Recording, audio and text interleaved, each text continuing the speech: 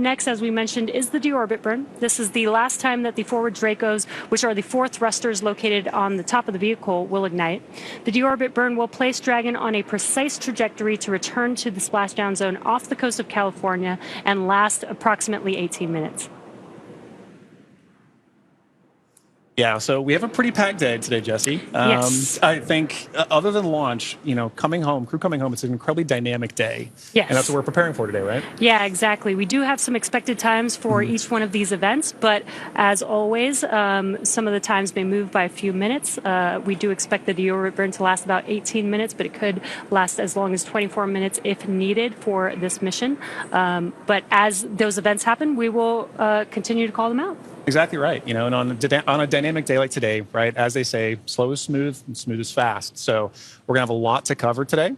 But much like launch day, we're excited about getting crew home, and we're excited to see, as they land, what we're going to be covering today. Yeah, exactly.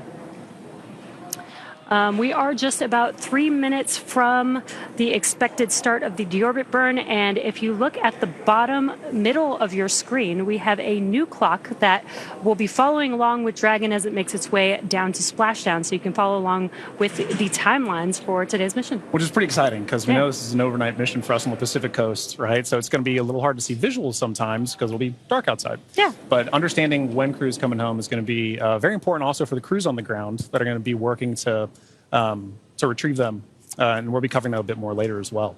Exactly. We are expecting splashdown to be approximately 2:31 a.m. Pacific time. And we, again, if you're just now joining us, the deorbit burn is expected to start in a couple of minutes, approximately at 1:37 a.m. Pacific time. That's right. And again, if you've been following along with SpaceX and splashdowns, typically we've splashdown off the coast of Florida. Just recently, we have changed this trajectory to splashdown off the coast of California, which I'm really excited about because we are expecting to splash down off the coast of Southern California. Yeah. I'm born and raised San Diego, California, so I'm really excited that Southern California gets to be able to see some of these potentially reentry burns of the Dragon spacecraft. I know. I kind of wish we were outside right now to be able to see that ourselves, and sadly we're not. But and what you could see on your screen is mission control here in Hawthorne, California. This is where the Corps, who speaks with the crew the entire mission all the way through splashdown, is in this room along with all the rest of the responsible engineers monitoring this mission. They monitor the mission from the beginning, from launch, from the day of liftoff, all the way to splashdown. Yeah, and similarly in Houston, at Axiom headquarters, we have MCCA. That's Axiom's Certified Mission Control Center. You can see Axiom flight controllers, working in MCCA around the clock, same as what Jesse mentioned for mission control here in Hawthorne. We have 24/7 coverage in all of these control centers, and that's making sure that while crew's up there, we have them supported fully from the start of the mission to the end of the mission. And on a day like today, right, it's a very critical operation. We want to make sure that we're there supporting them as well. So we've got coverage all the way from their return and into landing. Yeah, a little cheesy, but teamwork makes the dream work. Working in tandem with Axiom Space and our SpaceX members here. Exactly right. We've got to do it together, and I love that we can work in tandem in each mission control and bring the crew home safely. Exactly right. And both those control centers, like we said, work throughout the mission together. Right, on launch day, we have SpaceX's Mission Control Center here in Hawthorne working with Axiom's Control Center in Houston, as well as NASA's Control Center in Houston, Johnson Space Center, and Kennedy. So we have all these launch complexes that work together, all these control centers that work together, and that doesn't change throughout the course of the mission. It really does exemplify the teamwork that we have to make missions like Axiom 4 happen, or AX4 happen. And all those flight controllers that we see there, they go through a rigorous amount of training to get to those positions, right? To be able to support crew and to be able to understand what crew's going through so that they know exactly what's going on in that mission in that time frame. Yeah, exactly. And we are still waiting for the deorbit burn or confirmation of the deorbit burn to start. It should be starting any moment now. Again, we're just waiting for the call out. We do expect it to last approximately just under 18 minutes for this deorbit burn for this specific mission. That's right. And if you're just tuning in, after that deorbit burn, we'll then proceed into a few more dynamic operations following that. We'll look to be jettisoning the trunk after we do a claw separation. And then from there, we'll move into nose cone deploy and parachute deployment. So, or nose cone closure, sorry, and then parachute deployment. So we've got a very full day coming up ahead after this deorbit burn starts. And we did get confirmation that the deorbit burn has begun. Again, it will last approximately 18 minutes, just under 18 minutes. Now, this deorbit burn is the last time those 4 forward Draco thrusters will fire. Dragon has not yet entered Earth's atmosphere. This deorbit burn is what will line the vehicle up and put it on its final trajectory to the landing site and off the coast of Florida today. Right now, our crew are using their screens to keep tabs on the burn duration, Draco thrusters firing, and trajectory details like entry angle, spacecraft perigee, and how much distance remaining until deorbit burn termination. Dragon is flying itself. It is an autonomous vehicle, so all the crew has to do is stay strapped into their seats and keep tabs on things. Enjoy the ride. That's right. Well, to talk a little bit about the AX4 mission, what it is. The AX4 mission has really been remarkable in a number of ways from start to finish.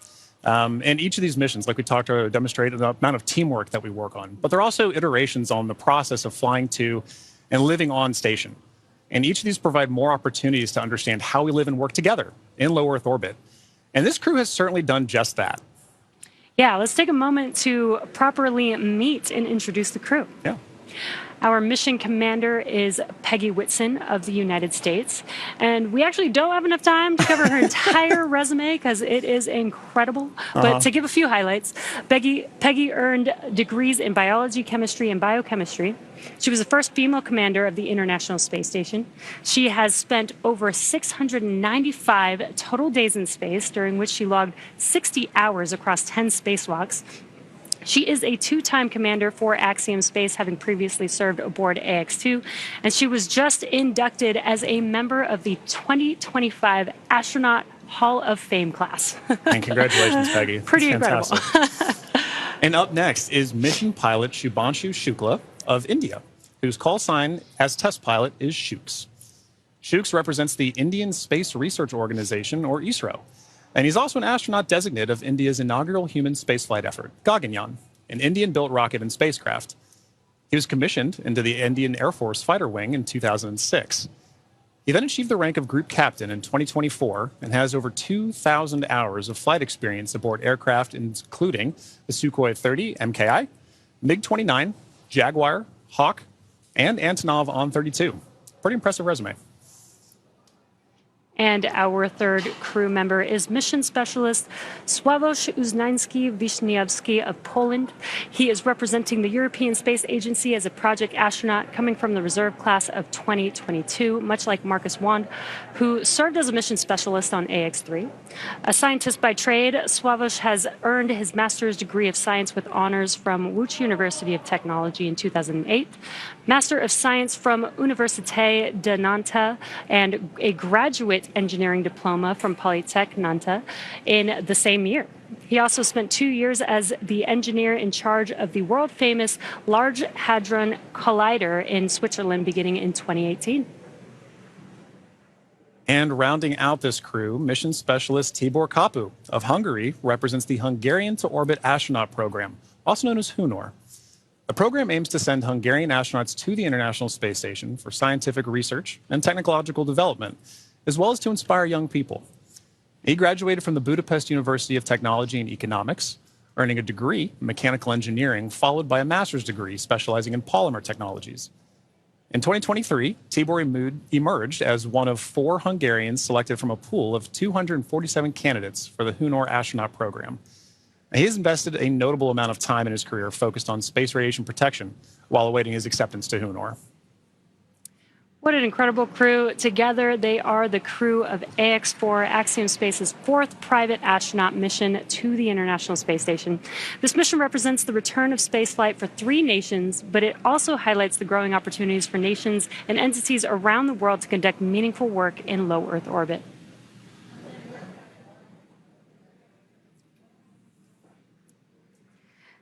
And we are, again, if you're just now joining us, the deorbit burn has begun for the crew. And this deorbit burn lasts just under 18 minutes. So we still have about 10 more minutes to go in this burn. And we are patiently waiting for that burn to conclude. Exactly right. And at the end of that burn, like we mentioned earlier, if you're just now joining us, we'll move into claw separation and trunk jettison before we move into nose cone closure and then parachute deploy. So we've got a few dynamic operations that are coming back to back coming up here shortly.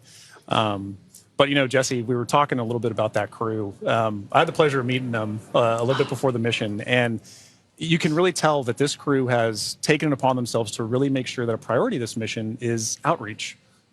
They really want to ensure that who they are representing, the people that they're representing, are getting an opportunity to come aboard with them and understand why they're up there, understand why they're going on missions like AX4, why AX4 is a mission that needs to exist to further everything. And I know that STEM outreach is something that you find pretty fascinating yourself, right? Yes, John, you already know that.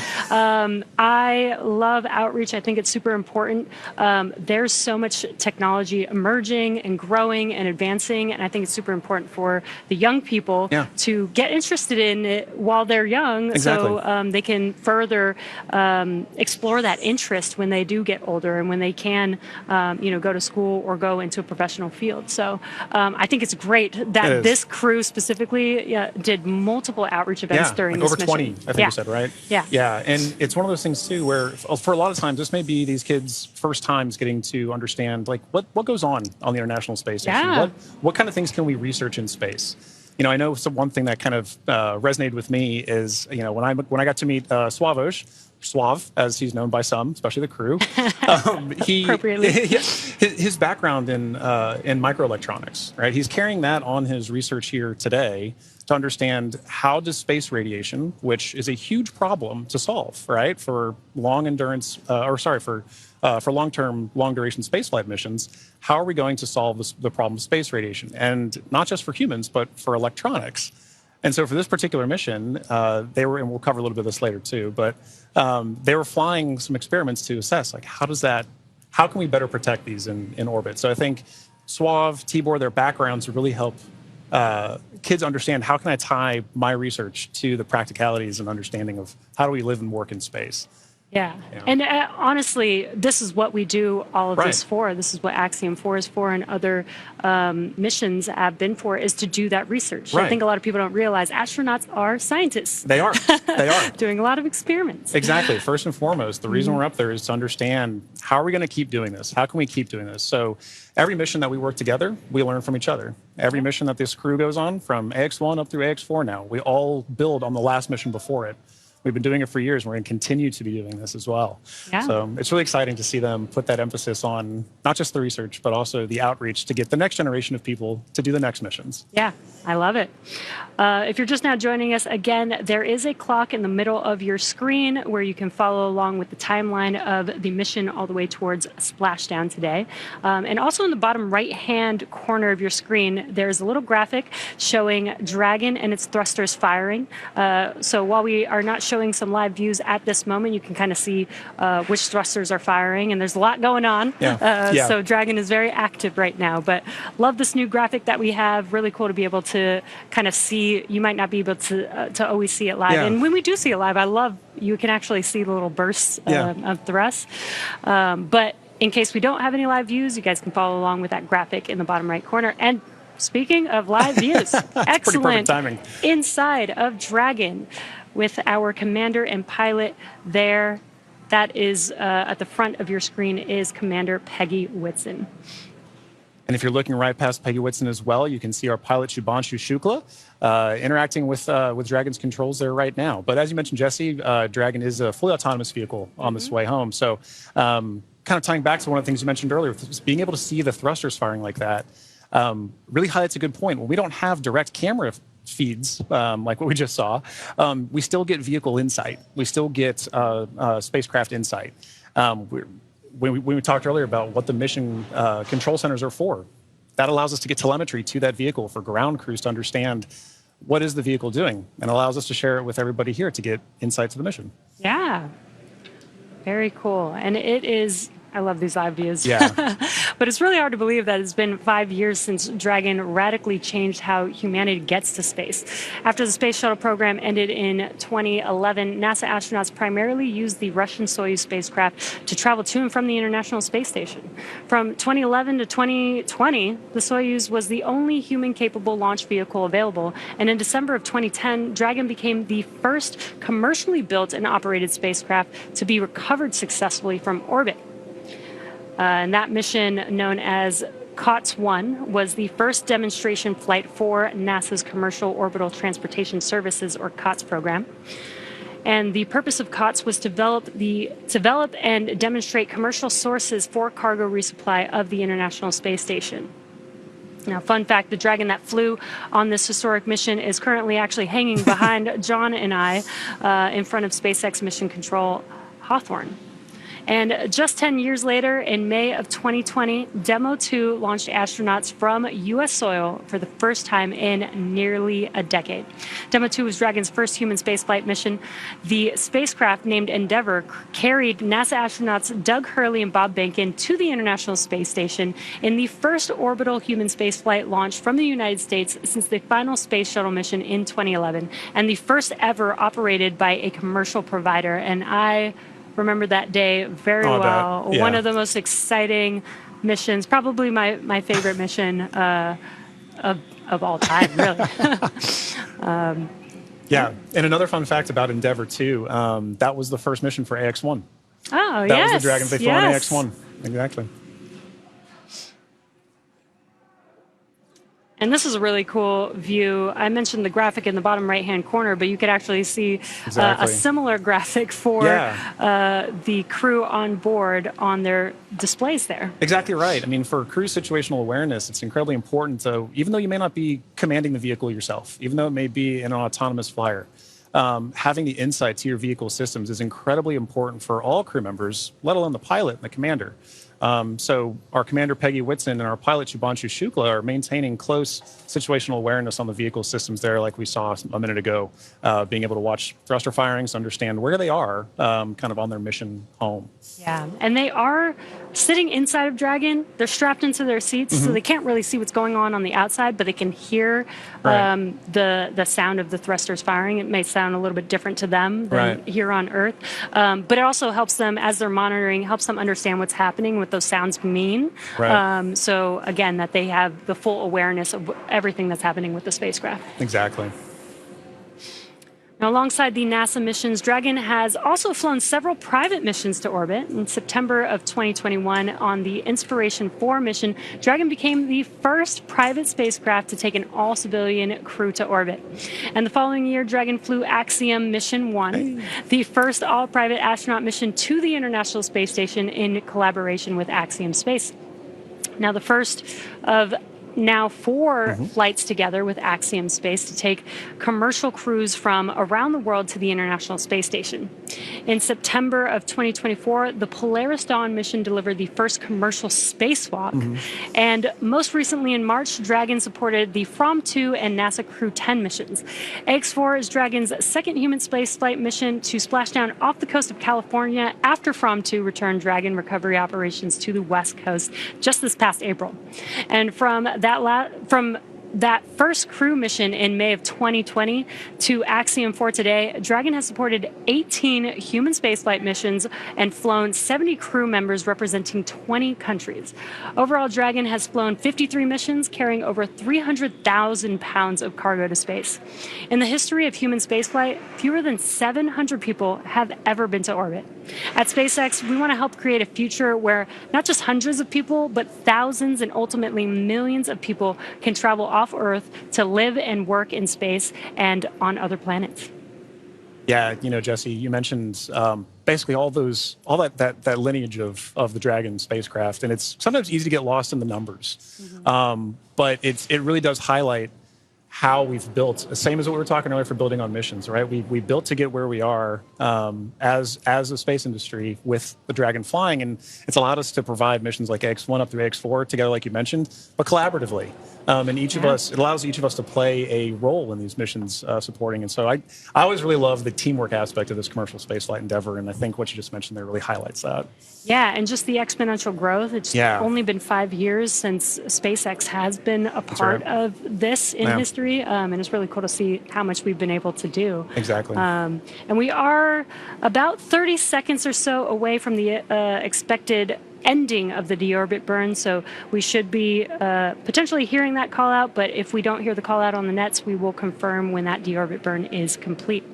Exactly. And like we mentioned earlier, while we're waiting on those calls, we're still able to view some of the telemetry and insight to the vehicle that we have too. So once we kind of get some awareness that the vehicle is done doing its deorbit burn, we should shortly hear a call after that. But at that point, it's a good reminder that those calls, the telemetry, it serves as an operational synchronization point for all of us to kind of say, a major dynamic operation has just happened. Now, how are we going to regain the situational awareness to say, okay, everybody's back on the same page, so we can continue executing all of the flight procedures that we have. So. Yeah, exactly. And we are awaiting the conclusion of the deorbit burn. And again, after that deorbit burn ends, we'll move into claw separation, trunk separation, or trunk jettison rather. And then we'll move into nose cone closure for the rest of the mission. Yeah. We are just in the beginning of the multiple dynamic events that we have left to bring the AX4 crew safely back home to planet Earth. Exactly. And we do have our recovery ship Shannon waiting patiently in the Pacific Ocean. We do have a targeted splashdown zone, so the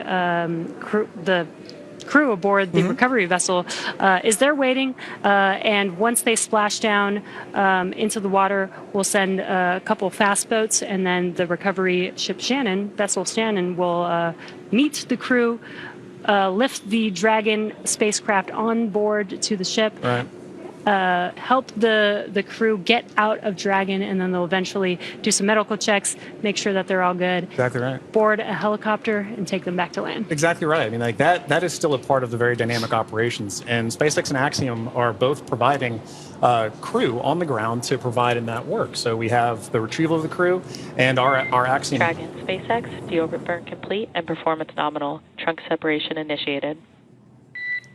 Awesome. Great news. We heard that call out.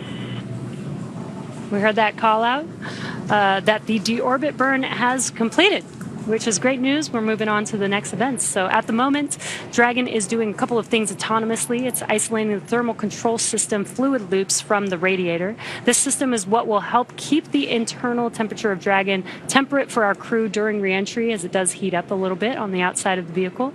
Next up, we are waiting for the claw to separate. The claw connects the trunk to the spacecraft, delivers power, telemetry, and fluids, and claw sep is the first step in trunk separation. And we did hear that call out for the initiation of claw sep. So that event is now in progress. We're waiting for the conclusion of claw separation. Nominal trunk jettison. And all of that just happened. Copy. Recopy. Claw separation as well as trunk jettison. There we go. And it's a good example of the kind of things that we're listening for on this phase of the mission. Really are back to back, and they're structured in a way that are very timelined, very expected. And so while we wait for those call downs, we want to be very cognizant of, is crew checking back in with ground, is ground checking with crew. But once the vehicle hits those certain points and the commands are retrieved, sent, executed, whatever, that we're waiting for those and we're expecting those. Yeah, and then we do have nose cone closure coming up in just about 3 minutes or so is what we are expecting.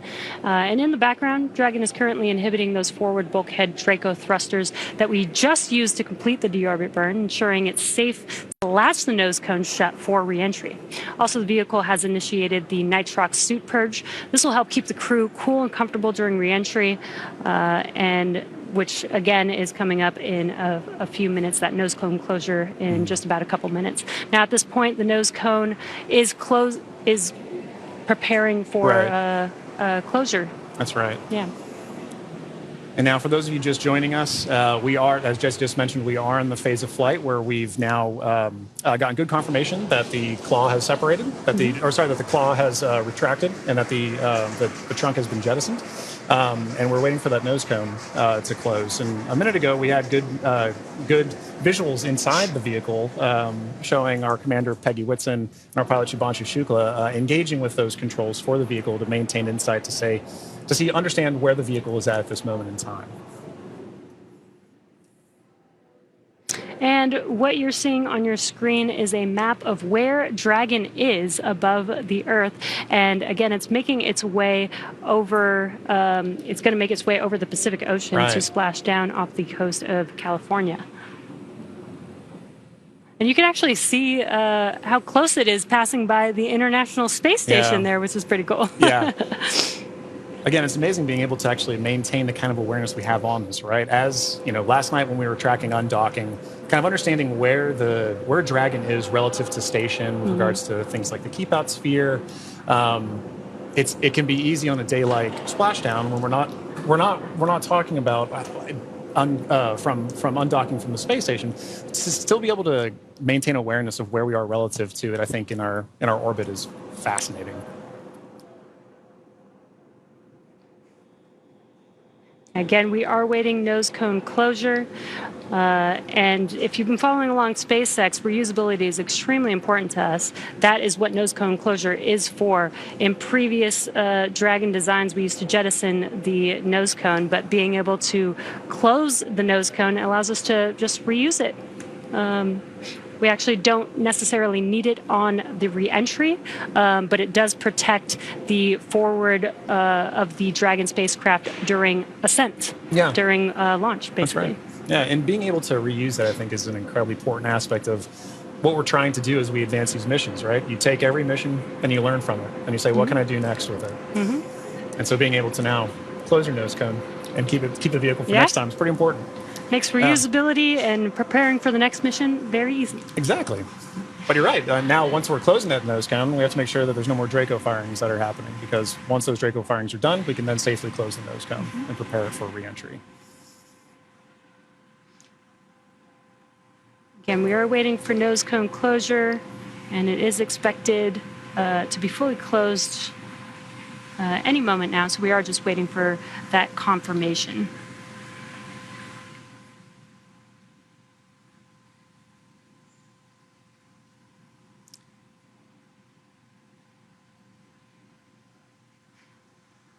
And if you're just now joining us, the crew has already completed a deorbit burn, which lasted about 18 minutes long. We had claw separation and jettison of the trunk, and nose cone closure is now in progress. Again, we're waiting for that nose cone to fully close, and then we'll begin to reorient the vehicle as it's lining up with its landing zone and prepare for re-entry through the Earth's atmosphere. That's right, and that landing zone for today is in the Pacific Ocean. In previous Axiom missions, we've gone to the Atlantic, but for this mission, we'll be splashing off the coast of Southern California. And at that point, once crew has landed has splashed down, rather, sorry, we'll be dispatching crews out to the crew to retrieve them, pull them aboard Shannon, our SpaceX's retrieval vessel, and at that time, ground crews will also be assessing crew, making sure they're okay, and Axiom Space personnel will also be providing support to the crew as we pull them back on board. Yeah, and what you saw on that graphic is we do have a few different splashdown zones. Today, we are expected to splash down off the coast of San Diego today. And there you can see the trajectory that Dragon is going to be making as it makes its way to that splashdown zone. That's right. So if you're in Southern California, you should get some pretty good views. We won't have any here today. We're inside. But we will be following along closely, obviously. Once those parachutes deploy, we get good visual confirmations of crew. It's important to note that the ground crews will know exactly where Dragon is landing. or splashing down rather. And at that point, we'll be able to go out and retrieve them. But prior to that, you should get a pretty good view of Dragon coming in. Yeah. I think it's a pretty cool view. I've seen the videos, haven't seen it in person just yet. Hopefully one day I'll get to see re-entry of a crew. Yeah. But if you're in Southern California and you go outside in about 15 minutes or so, you might be able to see it. That's right.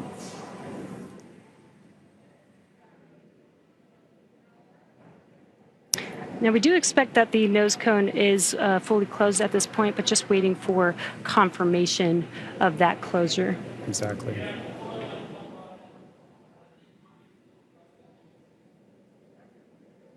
Again, the nose cone helps protect the forward bulkhead thrusters and just the forward section of the Dragon spacecraft during ascent. And closing the nose cone, again, just helps with recovery.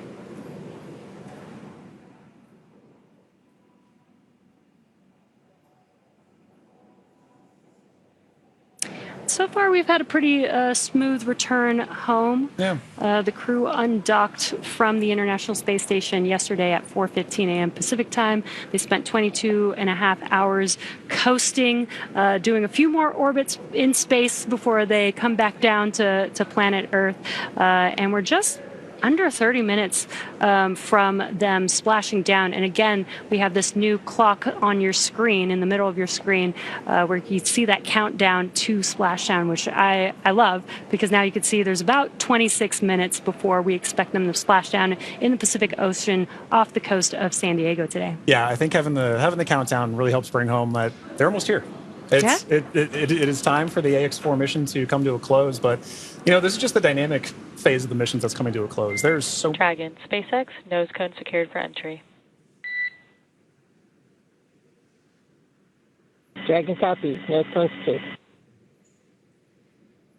And great call out there. Yep. The nose cone is now fully closed, ready Excellent for reentry. confirmation. And what you're seeing on your screen is the core, the crew operations and resources engineer. That's who was talking with the AX4 crew just now. right. Now, once it's time for our crew to splash down back on planet Earth, they'll be heading to one of several targeted sites supported by SpaceX. Until recently, Dragon recoveries primarily occurred off the coast of Florida. This year, SpaceX moved Dragon recovery operations off the coast of California to allow Dragon to complete its deorbit before safely jettisoning the trunk over the Pacific Ocean. AX4 will be SpaceX's second crew mission to splash down in one of the new locations. From 2 was the first in April earlier this year. The new splashdown locations are near Los Angeles, Oceanside, and San Diego. And spreading the supported sites across multiple locations helps to maximize the return opportunities for this mission and future crews, lowering the chance that we'll have to wave off due to bad weather. So our fully equipped recovery vessel Shannon is stationed in Long Beach, California, and is currently standing by to support splashdown today. That's right. And like you said earlier, we'll be expecting to have that splashdown right off the coast of San Diego, as you can see on your graphic there. So we take into account many different variables, including what landing sites have favorable weather. And SpaceX teams have selected the primary landing site, as we just mentioned, as San Diego. Now, there are a number of weather-related items that play into splashdown and recovery operations. Some of the more obvious factors that impact operations are rain or chance of lightning in the recovery zone, both for the safety of the crew inside, obviously, but also for the recovery teams, as we've discussed, on the water. So we're looking for wind speeds that are less than 15 feet per second, or about 10 miles per hour, and relatively calm seas so that we can safely execute recovery operations. And these recovery operations include a lot, right? It's landing a helicopter on the recovery ship to fly our crew back to shore, but it's also pulling the Dragon spacecraft into Shannon, the recovery vehicle. Yeah, and as we've been mentioning, there are a number of variables and criteria that come into play, and they all help ensure safety of both the crew and the recovery teams. But weather conditions today are looking great in Southern California near San Diego, and for these operations, SpaceX closely coordinates with the United States Coast Guard to establish a safety zone to ensure public safety and for the safety of those involved in the recovery operations, as well as the crew on board the returning spacecraft. Now, multiple notices are issued to the mariners in advance, and during recovery operations, and Coast Guard patrol boats are deployed to discourage boaters from entering the splashdown zones. And that's right. We really want to stress to the public the need to respect this safety zone. Recovering a spacecraft from the water is a hazardous operation, as you can imagine. And any other boats interfering in the area not only increases the risk to the astronauts in the spacecraft, as well as the teams working to recover them from the water, but also to those themselves who would be going out to see it. So for the safety of the crew, as well as your own safety, we recommend you sit back from home, watch and follow along the action from your TV, as the teams who have trained Dragon, extensively do SpaceX this. for final entry briefing. Report when ready to copy.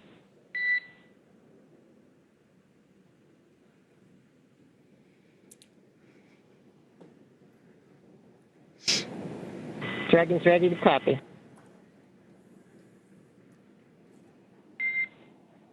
Dragon, I have no deltas to the previously briefed times. The vehicle is healthy, weather is still looking good, and recovery forces are on site. Predicted comm blackout starting at 0918 Zulu and ending at 0925 Zulu. How copy?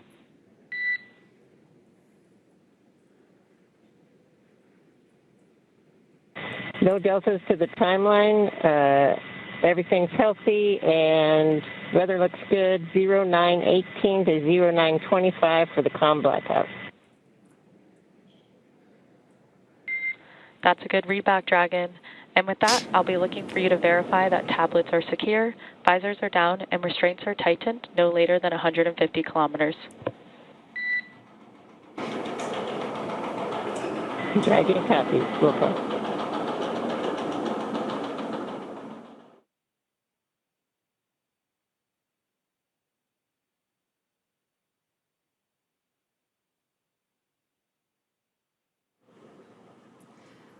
And we just had some great comms between the core and the crew. It sounds like everything is a go for Splashdown. We are expecting the blackout period to begin at 2:18 a.m. Pacific time. That lasts about 6 minutes, completely expected. We will lose comms with the spacecraft as the vehicle heats up with plasma around it, but we do expect them to pass through that in about 6 minutes and regain comms after that. So really exciting, about 21 minutes away from Splashdown. And as you might imagine, astronaut training can be extensive, from training that is specific to each crew member's role to learning SpaceX protocols, space station systems, and preparing for the science and outreach activities that they'll be conducting in space. Private astronaut training is rigorous. In addition to the training in the field like they do through NOLS, or NOLS, the Axiom 4 crew spent about 35 days training inside of Dragon. Now, to prepare them for flight, our teams at SpaceX spent the last several months teaching the crew about orbital mechanics and how to live in microgravity. While this was more of a review for Peggy Whitson, for the rest of the crew, this was their first time flying on Dragon. The training program includes nearly 100 different lessons covering all aspects of the flight. The crew spent time inside of our Dragon training spacecraft to run simulations of ascent, the International Space Station rendezvous, and re-entry. And they also spent time at the launch pad in our suit-up room and working through emergency procedures that would be necessary in the unlikely event of a pad abort scenario. And beyond those critical trainings from SpaceX for the ascent and return phases of the mission, Axiom Space has facilitated a host of efforts over the last 10 months to ensure that the crew and all of those who support them, like ground operations, mission control, flight controllers, are all ready for the mission while on board station. And kicking off efforts for that training at Axiom headquarters in August of 2024, the X4 crew immediately began to familiarize themselves with the range of teams and systems that they would need to become proficient with in order to succeed. From selecting the food that they would eat and learning how to prepare it with the food warming and hydration racks on orbit, to understanding the tools and systems available to them throughout the International Space Station. Every small detail is critical to mission success. So in Building 9 at Johnson Space Center, the crews learned and rehearsed routine operations, medical procedures, emergency situations, and media exercises. All of this built up to full-scale simulations that were then run in coordination with ground teams at Johnson and around the world. And as the name of the International Space Station suggests, specific modules are owned and operated by different nations. The crew traveled to Germany to earn their certification of these systems in the European module known as Columbus. As an ESA project astronaut, Swabish had additional trainings at the European Astronaut Center. The crew then traveled to Japan to learn the systems of the Japanese experiment module, also known as Kibo. With hands-on training that culminated in a round of testing, the crew became certified to use the systems of Kibo for their flight.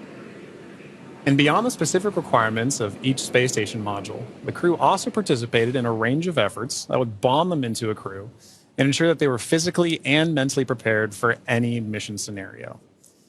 So this included a week of training with the National Outdoor Leadership School, or NOLS, where the crew faced a week of kayaking against heavy winds. It also included a day in an altitude chamber to experience how their body reacts to different oxygen levels, and even included an underwater helicopter escape training simulation. SpaceX Dragon crew has tablets secured, restraints tightened, and visors down. SpaceX copies. Crew are configured for entry. 5 minutes until predicted comm blackout. We'll see you on the other side at 0925 Zulu. Copy 09250 on the other side of the blackout. Okay, and good comms there from crew that they are ready and configured for their return time. And, you know, an aspect of that is to wrap up our discussion about training. That's a major training point for crew, understanding how their return phase is going to look so that they know, let's go ahead and call ground and let them know that we're ready for maintaining it. So training really is at the heart of any successful mission. You plan, you train, you fly in that order. Yeah, exactly. Training prepares every astronaut, even those very experienced like Peggy Whitson, and she also did retraining with the AX4 crew. It's important for the crew to train together. But this prepares them for any phase, any potential scenario in their mission. Exactly right. You know, and missions like this are important milestones for everyone involved, from the crew members who fly to those that they represent, to the host of scientists and engineers around the world who have an opportunity for their research or their technology to be tested in microgravity. Everyone learns from these missions. And for Axiom Space, this is at the heart of why we do these missions. We're building opportunities for others to advance what is possible and expand what is known. And we want to enable every human everywhere to take part in this. Now, after a beautiful launch on June 25th, the AX4 crew docked with the International Space Station a little over a day later, opening the hatch and greeting the Expedition 73 crew on June 26th. The crew shared some good words in a welcoming ceremony and an astronaut pinning that we don't have there, but did happen, before quickly getting to work on their extensive itinerary. Each crew member brought with them a host of research, technology demonstrations, and outreach objectives, ranging from human physiology to space radiation impact studies, and even some gardening while they were up there. So this crew maintained a very full timeline, but they prepared for this, part of their training. Each crew member wanted to ensure that every minute of this mission was utilized and that all of their objectives were hit. So Peggy, Shooks, Suave, and Tibor were ready to work with their time on board. Over the course of 18 days on board the station, they accomplished over 60 research activities, as well as more than 20 outreach events. But as their time on station came to a close, the AX4 crew participated in a brief farewell ceremony where they said their goodbyes to the Expedition 73 crew.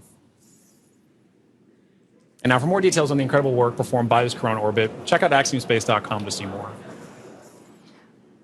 Yeah, I love that this crew did so much outreach. 20 events in 18 days is pretty remarkable. Yeah, it's so pretty very impressive. Impressed, plus the 60 experiments on top of that. So I mean, and as we discussed earlier, it was a huge priority for them to be able to conduct those outreach events for the people of their countries who may not have had a chance to talk to an astronaut, to understand why are we going to space. Now they have a better understanding of that. And like you mentioned earlier, it's get them started young. Let them understand the passion of it. I know that my nieces, my nephew, right, they're excited about space. Yeah. They want to be involved in space too. So I can only imagine getting a call from Tibor, getting a call from Suave, and understanding, what are we doing up there? Oh, that would be so awesome. Yeah. Now, we are expecting that blackout period coming up here in just about a couple of minutes. Now, this blackout period, this is when the Dragon spacecraft re-enters back into the Earth's atmosphere. What's going to happen is there's going to be a lot of plasma buildup as it's getting more through the atmosphere. And that plasma is getting to about 3,500 degrees Fahrenheit, building up around the spacecraft. So we will be losing comms. This is expected. Today we're expecting it to last about 6 to 7 minutes, and then we'll regain comms. And you'll probably hear the core after the expected blackout period time has ended. Make some comms, some calls to the crew until they regain the comms and get confirmation from the crew that they can communicate with each other. That's exactly right. You bring up a good point. An expected loss of comm, or sometimes you'll hear loss of signal, or LOS, it's an expected part of spaceflight.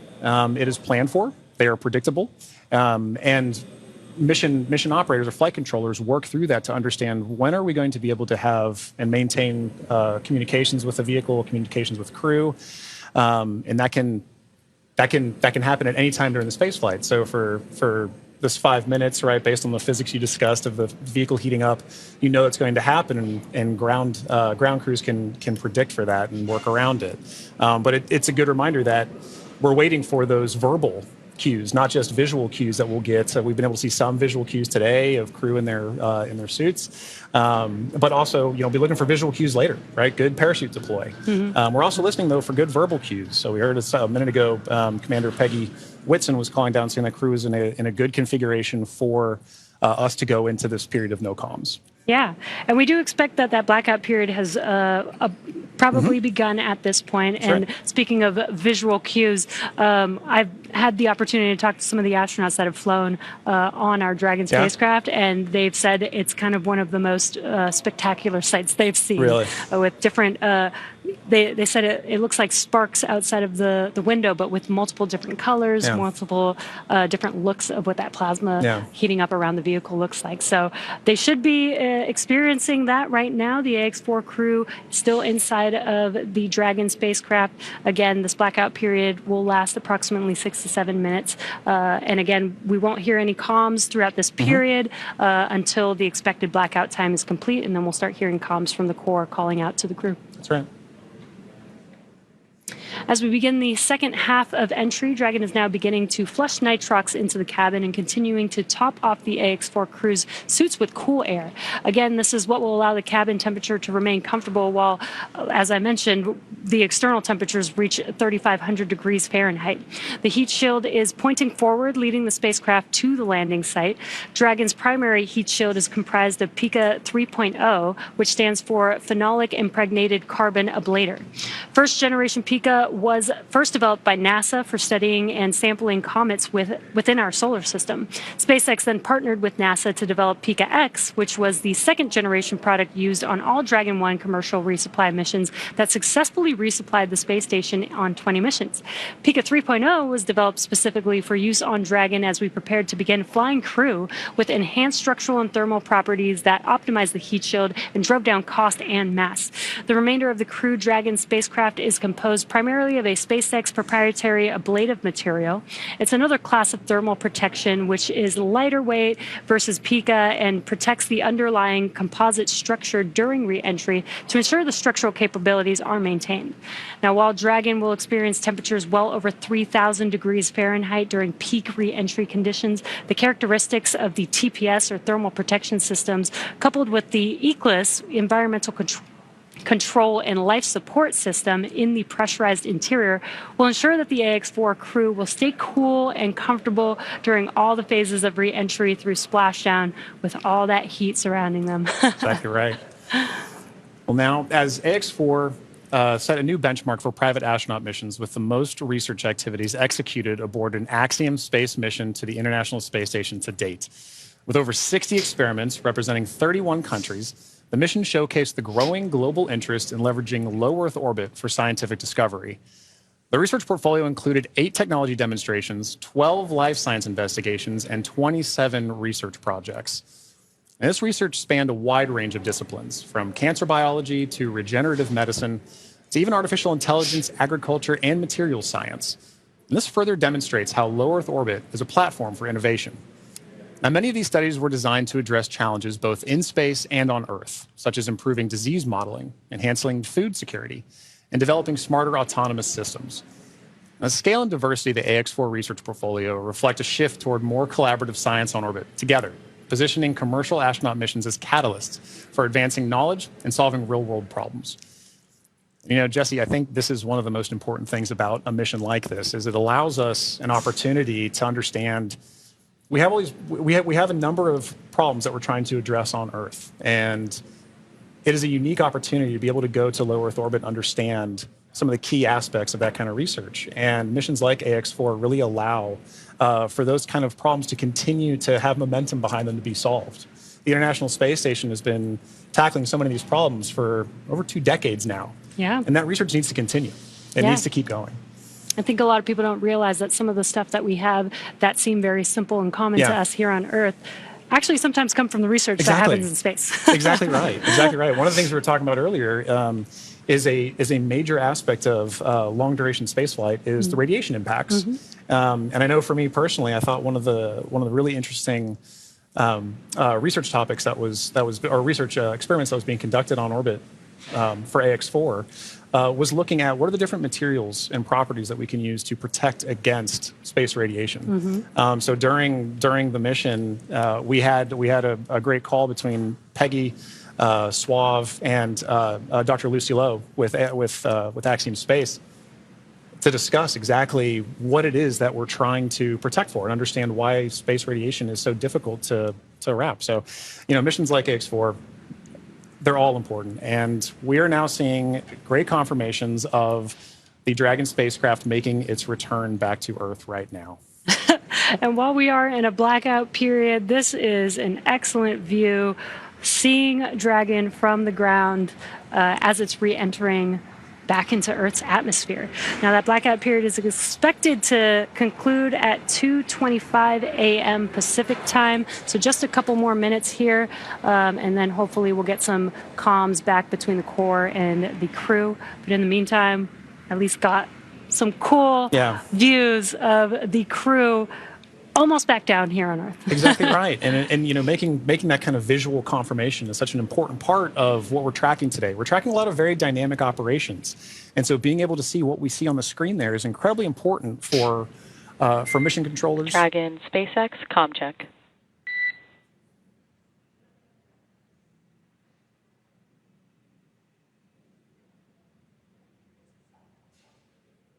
Again, we may not hear the crew until they do get those comms back, that acquisition of signal. Dragon, SpaceX, comm check. SpaceX Dragon, we have you loud and clear.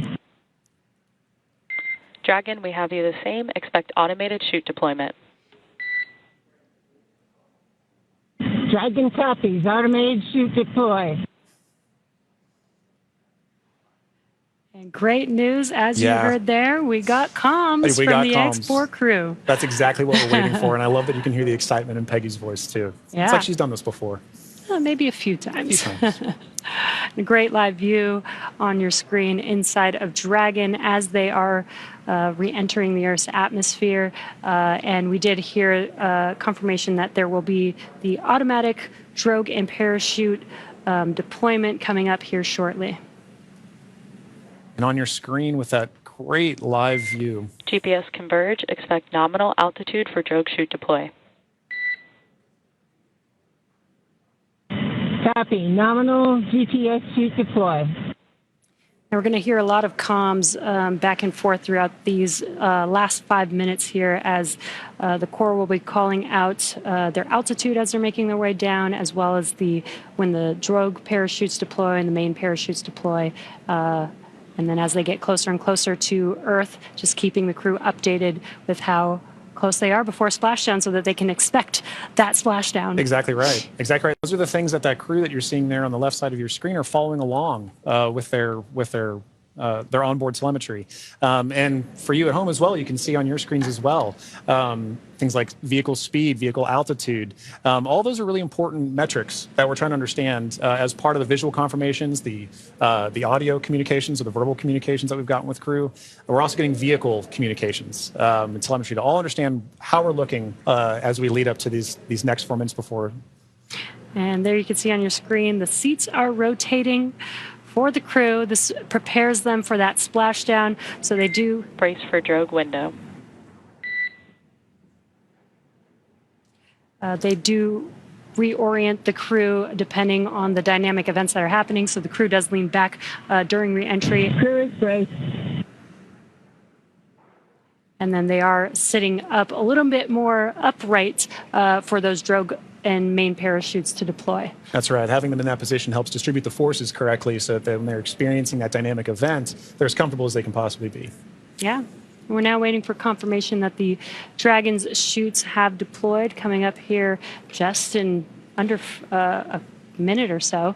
Just prior to the deployment of the initial drogue chutes, Dragon automatically safes the propulsion system. Dragon then deploys its drogue parachutes to stabilize and decelerate the vehicle. Then just before drogue deployment, seats automatically rotate to 26 degrees, which we just saw there, to keep the crew within acceptable G limits for entry and landing. And excellent view. Great view. Drogue parachutes are deployed.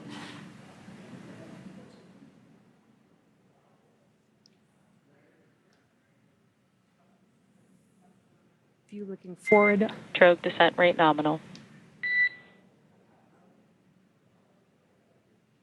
Descent rate nominal, copy.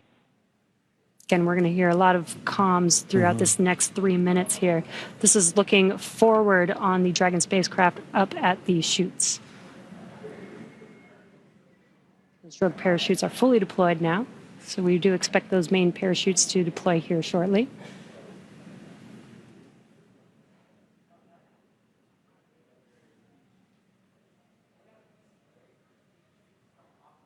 If you're just joining us, we have now confirmed that the AX4 crew on their return home is roughly 2.5 minutes out from splashdown, and our main chutes have deployed. Main chute descent rate nominal. Copy. Main chute descent rate nominal, 1,000 meters for Dragon. We copy 1,000 meters. Great visual confirmation as well as those comms that the 4 main parachutes have deployed.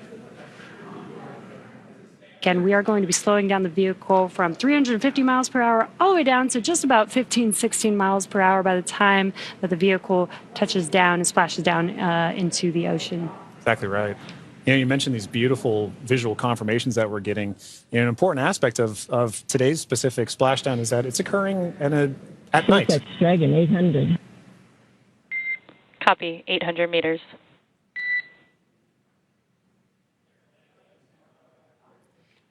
Commander Peggy Whitson confirming the spacecraft's altitude as it's making its descent into the Pacific Ocean just off the coast of San Diego in Southern California. Yes, love that it's coming off the coast of my hometown. 600 meters. 600 meters. And at 600 meters, we're just under a minute before that expected splashdown. The landing in water is a lot simpler and more reliable. Provides a little bit of margin against unlikely parachute issues. We did have to learn how to make Dragon waterproof as we are splashing down into the ocean. But SpaceX copies 400 meters. Reminder to brace for splashdown.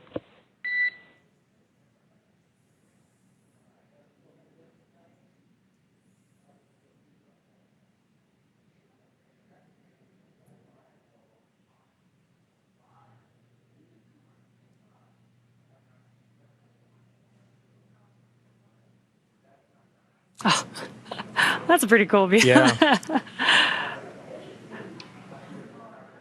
right. Maintaining the vehicle's signature through things like cloud lighter and any kind of atmospheric disturbance allows us to maintain visual contact with the vehicle as it's making its final descent towards water landing. And it's a little foggy, as you can see there. Yeah, Pacific fog is rolling in. We've got some very bright lights as Dragon, you can see the ocean there. Dragon is about to touch down in just a few seconds here. And working their way towards the vehicle are the SpaceX and Axiom support teams that will be present for the next phase of our splashdown coverage today. At this point, we'll be waiting for confirmation of the crew's safe landing, and then we'll move into the phases of this mission, which are really, let's recover the vehicle, let's recover the crew, let's make our assessments, and at that point, we'll be covering. And we have splashdown of the AX4 crew back on planet Earth. Welcome home.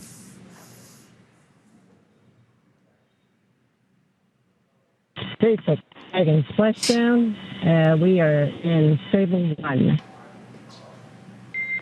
SpaceX copies splashdown and Stable 1. On behalf of SpaceX, welcome home.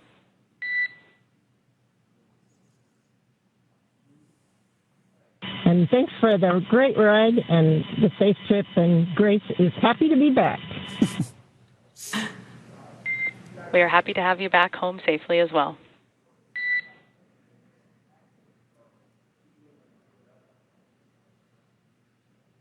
Some words between the core and our commander, Peggy Whitson, as the AX4 crew has made it back home, Splashdown at Dragon. SpaceX, for your awareness, SISTI system verifications are in progress. I will report back when recovery personnel are en route. Dragon.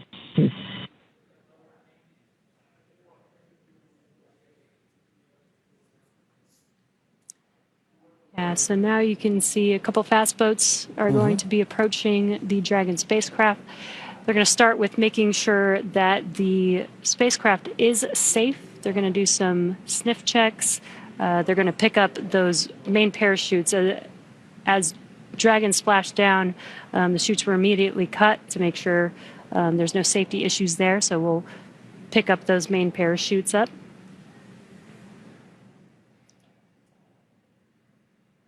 And once the crew deems that the spacecraft is safe, then our recovery vessel Shannon can begin to approach and begin the recovery process.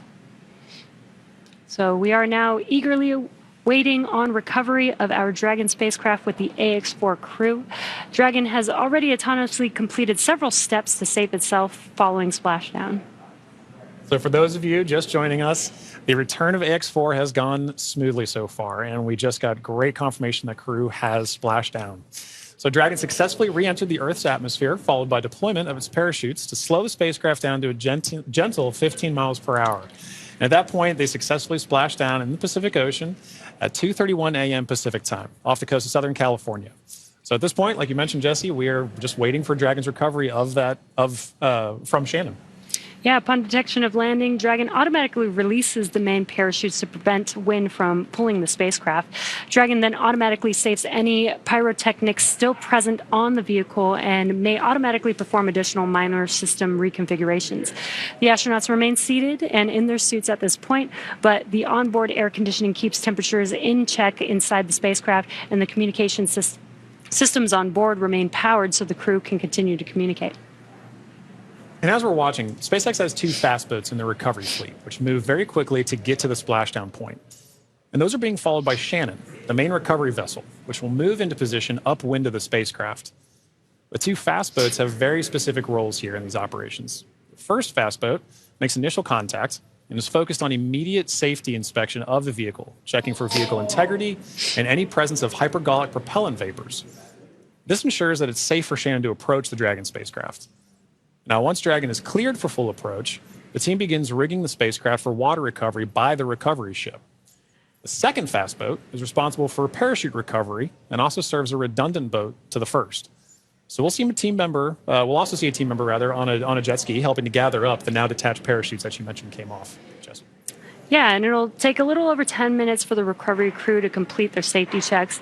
Then once they're complete, the team will begin preparing Dragon to be lifted into the recovery vessel.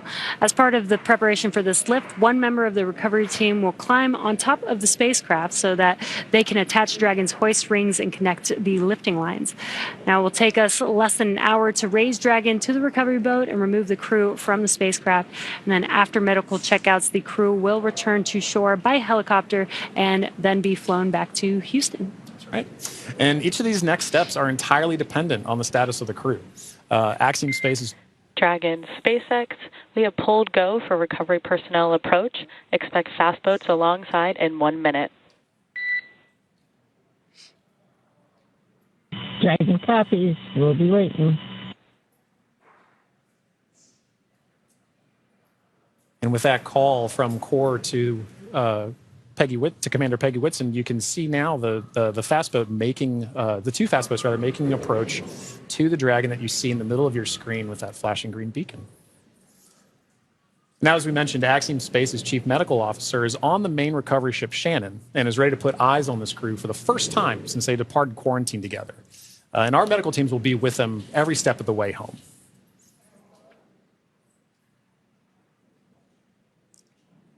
It is nighttime, so we do have this infrared camera to help us see a little bit more clearly. That's the Dragon spacecraft in the middle of your screen there.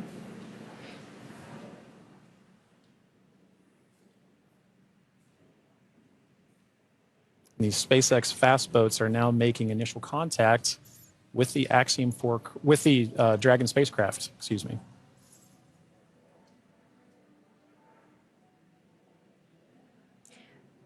You can also see the red and green lights on Dragon, just similar to starboard and port on a ship.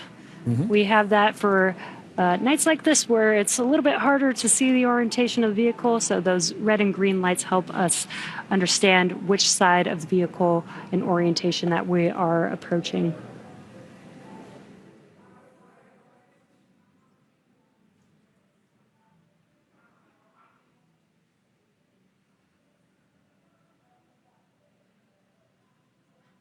And it does look like they are pulling a main chute out of the water there.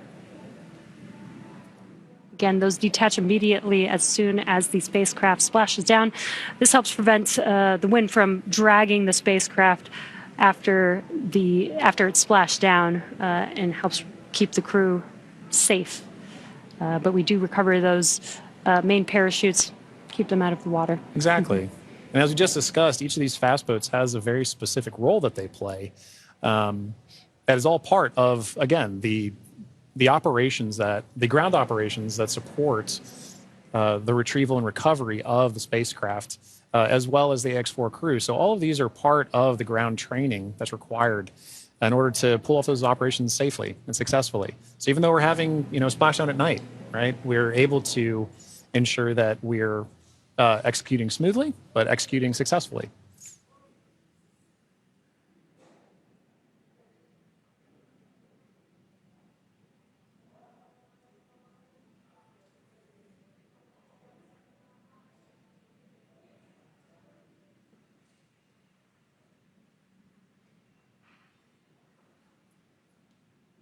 We're now looking at some additional views that we're getting in of the fast boats making their contact with the Dragon spacecraft. And we should be seeing a crew member actually climb on board the spacecraft, Yep. do some final safety checks, and then help begin setting up the rigging for the spacecraft to be lifted out of the water. That's right. It's all part of a coordination, a choreography of events, right? Getting from spacecraft is in the water. What are the next few steps that have to occur before we can get Dragon onto the recovery vessel Shannon? And this is a very key moment in that.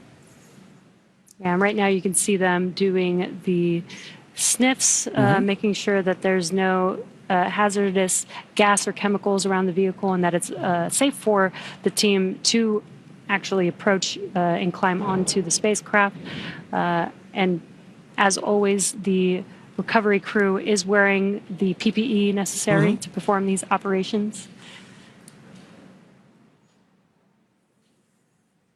PPE is personal protective equipment.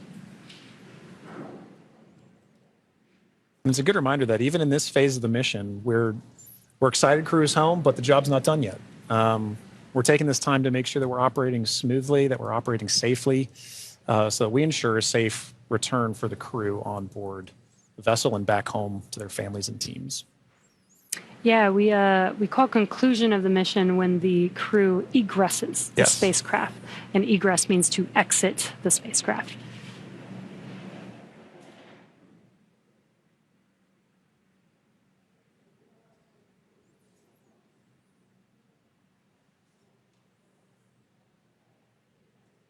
Got some calm waters there, which is great. Yes, exactly what we're looking for. Southern California, southern Pacific Ocean, as we splash down off the coast of San Diego today. Dragon, SpaceX, hypergol sweeps, and unfired ordnance checks are nominal. Rigging is in progress. Approximately 5 minutes until capsule lift. We have SpaceX flight surgeon standing by. Please confirm crew are ready for post-splashdown PMC. Dragon copy go, and we are ready for post-PMC. Copy that, Dragon. The next call you hear will be from flight surgeon on Dragon to ground privatized.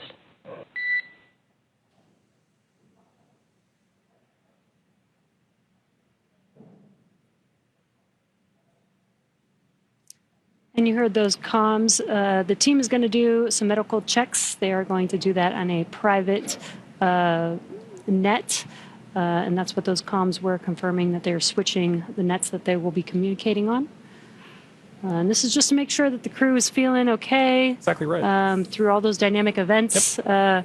While for us watching Dragon re-enter the Earth's atmosphere from afar, there's a lot going on in that spacecraft there with the crew. So just making sure that the crew is feeling good and checking in with how they're doing. Exactly. It's an important touch point for kind of reaching a key milestone on the return trip home. As just mentioned, it's a very dynamic phase of flight.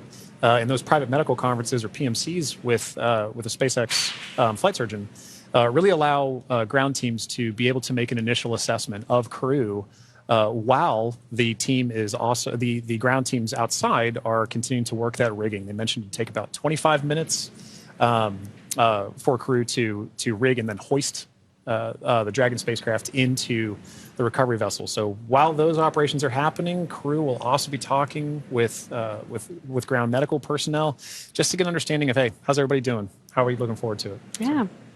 And they did confirm that the vehicle was safe to approach. They did some hypergol checks. And they also checked the thrusters that did not fire to make sure that there are no leaks from those thrusters. We do have Super Dracos on the vehicle in case of an abort emergency during ascent. We did not need those thrusters on this mission. And again, they are only used for the ascent portion, but we do want to make sure that throughout the mission, as the Dragon spacecraft was docked to the International Space Station for 18 days, that everything is still good and safe, again, to complete these final recovery operations.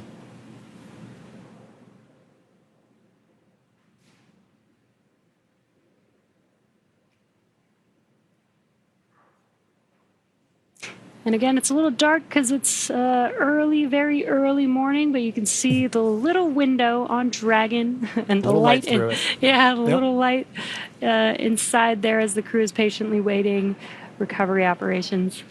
It's a very different view that they're having outside that window than they had for their flight up and their flight home. Yes. But all the same, I'm sure that they're also glad to say, hey, we're home. If you're just joining us from home, you are seeing live views of the Dragon spacecraft that has returned home from the Axiom 4 mission. After launching on June 25th, the Axiom 4 mission... Dragon SpaceX Dragon to ground is now unprivatized. Comm check. We have you loud and clear on Dragon ground. Copy, Dragon. We have you the same.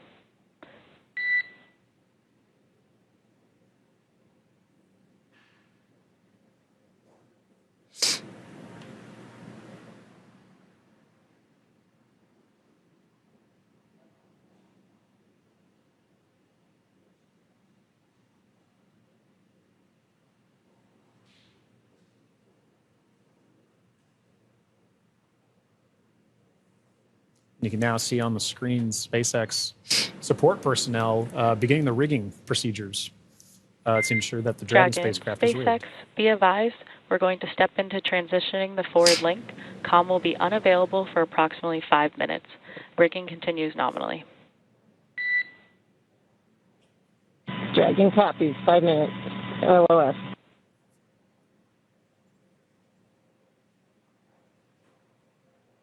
Again, the Corps just keeping the crew updated with the operations that they're performing. They won't have comms for about 5 minutes, but rigging is continuing, as we can see there, with the recovery crew member standing on top of the spacecraft. Yeah, working very important procedures for the next phase of the AX-4 mission. And for those of you who've been following along since June 25th, when a Falcon 9 lifted off from Kennedy 39A, this was a pristine new Dragon.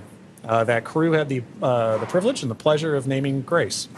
And now that it's gone through its first mission and landed back safely in the Pacific Ocean, you can see exactly what the spacecraft goes through on its return home. But very much a sign of a successful mission.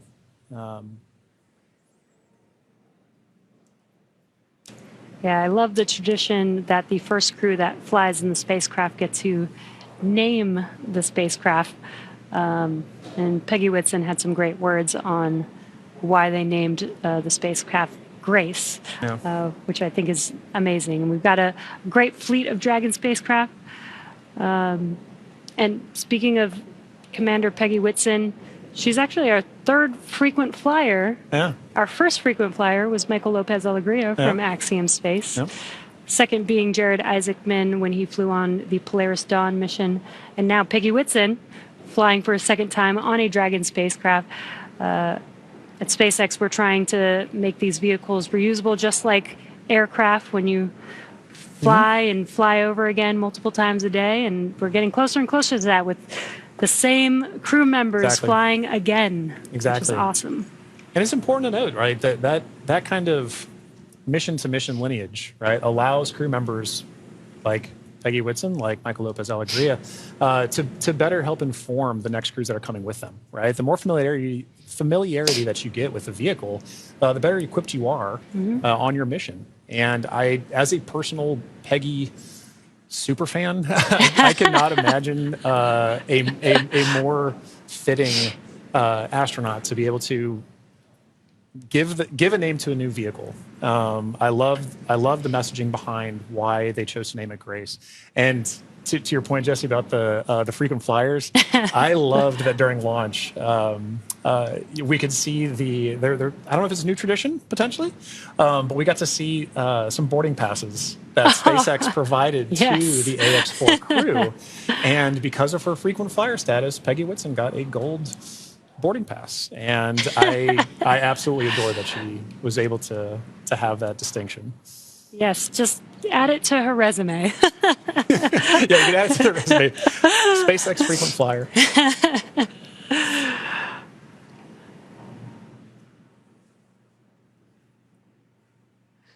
Yeah, I love the boarding passes. Again, always trying to make it as common as aircraft, planes that we fly on every single day. Exactly. And we're still just in the beginning, but I feel like we've made a lot of progress in the last 5 years, and we still have a lot of new things, new missions, and improvements that we want to make to, future spacecraft and launch vehicles.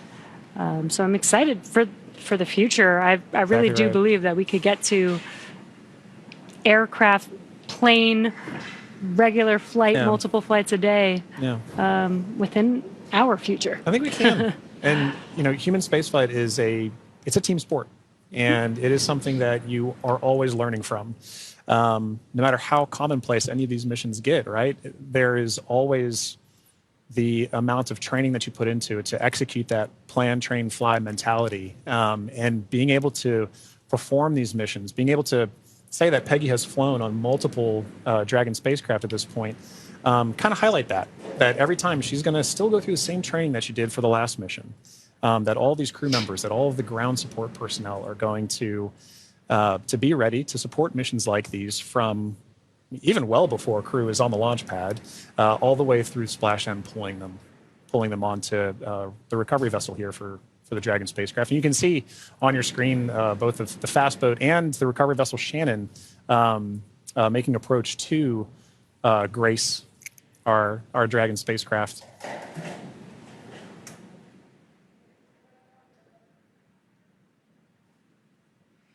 There you could see what we call the Dragon nest. When the spacecraft is lifted up out of the water, it's going to seat into that ring that you see there at the end of the recovery vessel there. And once the spacecraft is nestled into the nest, it'll translate to a deck that meets the height of where the hatch on the Dragon spacecraft is. That'll enable the crew to egress or exit the spacecraft easily onto a platform in the recovery vessel.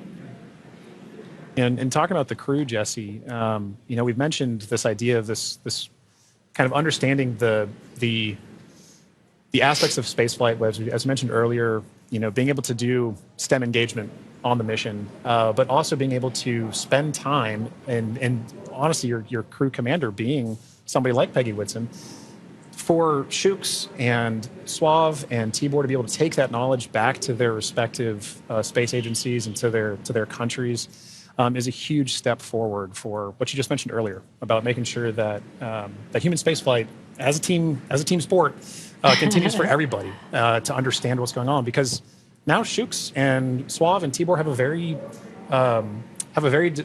important distinction, and they now have a very unique perspective on what it takes for a human spaceflight mission to occur.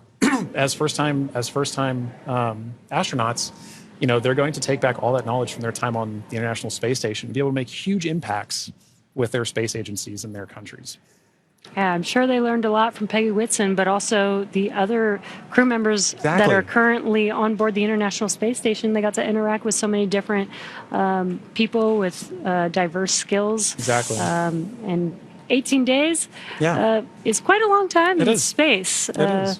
So it's a good amount of time. I believe this is the longest duration for an Axiom space mission so far.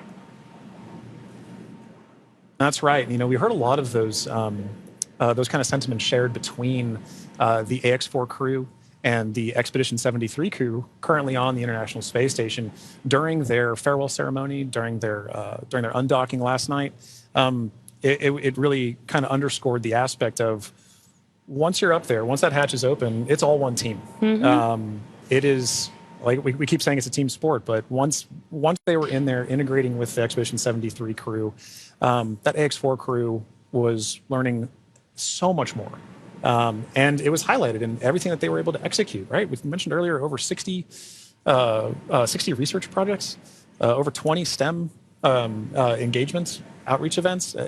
Over 18 days, that's an incredible amount of time packed into their timeline, just coupled with sleeping and being there, but also like the aspects that they're not timeline, but engaging with the crew, sharing cultural touch points, understanding each other, getting to learn each other. And they did have the benefit of getting to meet this Expedition 73 crew before their flight. So by the time they were opening that hatch, they kind of knew each other. And I think it's an incredible aspect of this mission for sure. That's so awesome. Yeah. I wonder what their comms were. I'll meet you in space. Exactly right. I wish I had the ability to say that. That'd be so cool. One day when we're all able to fly in space. All right, sounds good. I'll see you in space then. See you in Splashdown. Looks like we're getting closer. They are pulling the spacecraft towards the recovery vessel. Looks like we're rigged up, and you can see the hydraulic lift moving forward and down. And then it will begin to lift the spacecraft out of the water and again into that Dragon nest that you see there on the recovery vessel.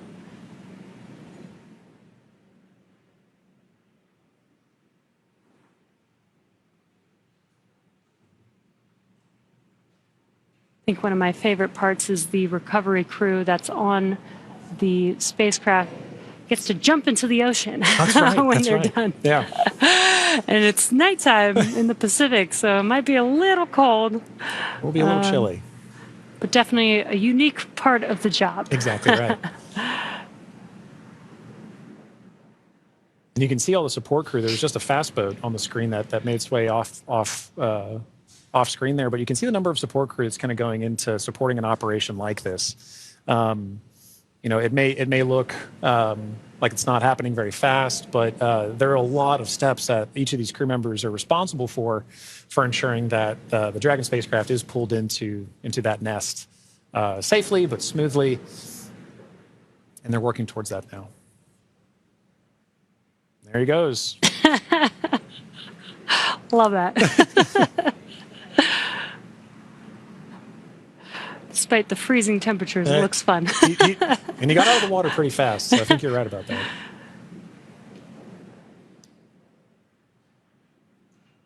All right. Looks like lift is about to begin.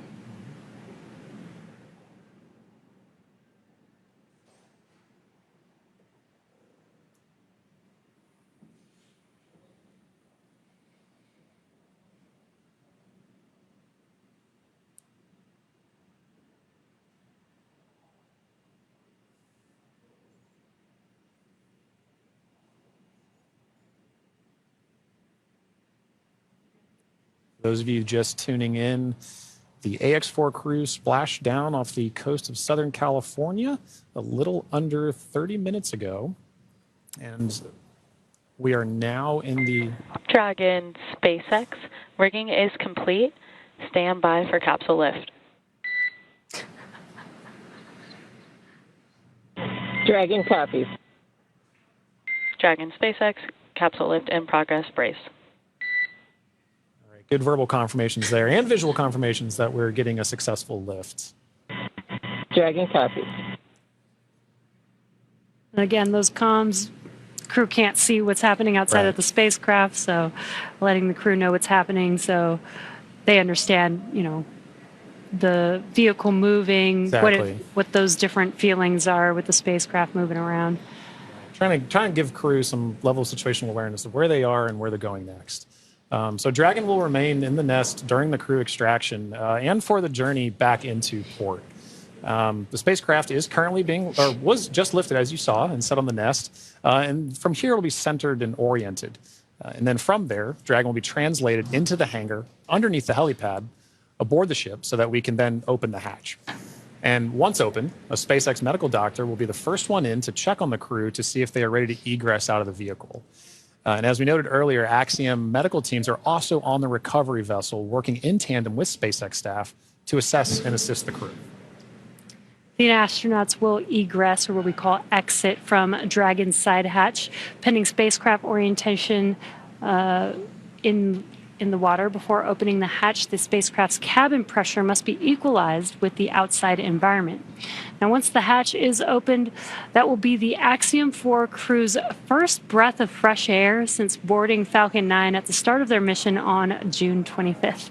And that will be an exciting moment for the crew, I know. But for the crew and also for the ground crews, getting that first confirmation of your crew exiting the spacecraft, getting good medical checks, and then coming out and giving a thumbs up is something everybody wants to be able to see, and we'll be able to see it soon. Yeah. And it looks like the spacecraft is nestled into the nest. Dragon SpaceX, welcome aboard the recovery ship. Apology for the delayed call earlier. We are still working to transition the forward link. Recovery personnel are completing their final checks, and I will let you know when we are ready for translation across the deck to the egress platform.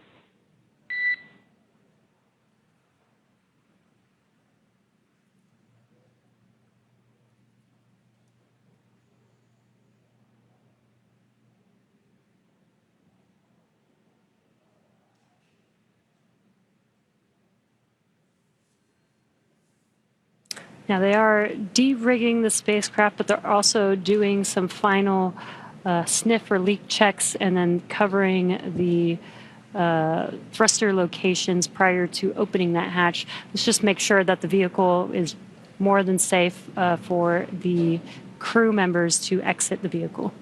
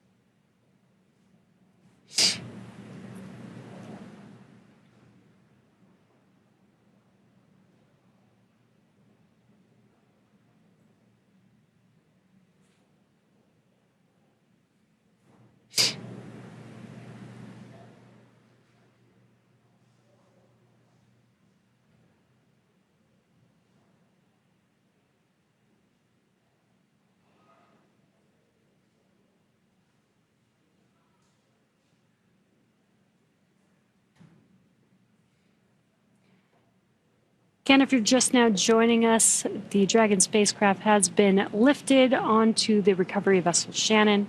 Now the recovery crew is safing the vehicle. They're putting some covers on the thrusters of the vehicle just to ensure, now that the spacecraft is no longer in operation, we don't need those thrusters. They did some sniff checks before they put some covers on it. SpaceX comm check. We have you loud and clear in Dragon. Copy that, Dragon. We have you the same. Welcome aboard the recovery ship.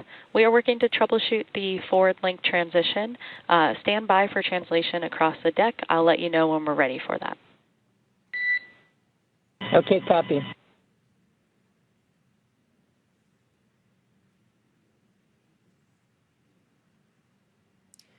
The crew is preparing for translation. This is where that Dragon nest is going to move the spacecraft towards the deck, and that deck is going to meet the bottom of the Dragon hatch, and that'll enable the crew to egress or exit the Dragon spacecraft onto a platform on the recovery vessel.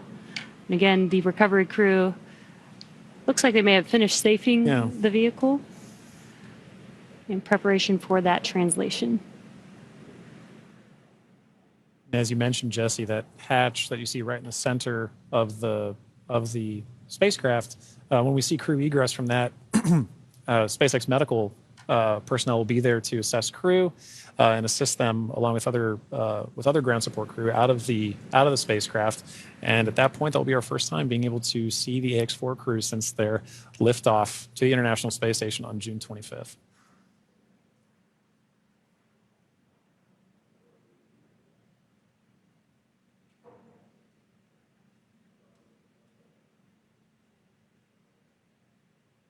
On a side note, I do love seeing crew go into and come out of the hatch, whether it's the side hatch or whether it is the docking port. I love seeing the smiles on their faces.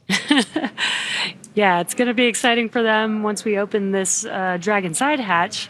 Again, it'll be the first breath of fresh air in about 20 days for them since they boarded the Falcon 9 on launch day. And it is an interesting distinction. You launch in the Atlantic and you splash down the Pacific. It's very different breaths of air that you're getting. And you traveled all over space for thousands of miles. 288 orbits, something like 7.6 million miles, all just to come down across the country. Millions of miles, I should say.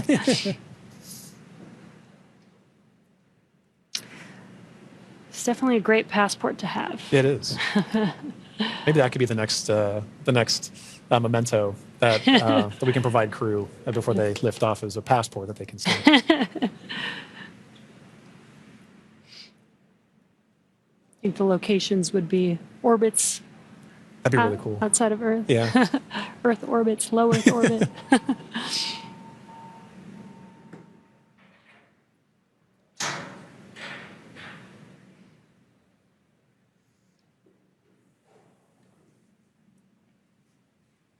Again, next up, we are expecting the translation of the Dragon spacecraft named Grace, named by the Axiom Mission 4 crew. Again, the spacecraft will translate in preparation for hatch opening and exiting of the vehicle. A few moments ago, Core spoke with the AX-4 crew to let them know that the translation will be happening soon. Dragon, SpaceX, final checks are complete. Translation across the deck to the egress platform will begin shortly. There is a chance that we get a lot of alarms. No concern. Dragon copies.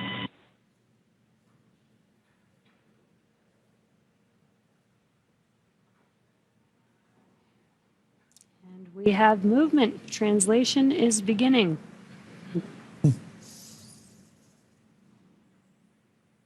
Some residual ocean water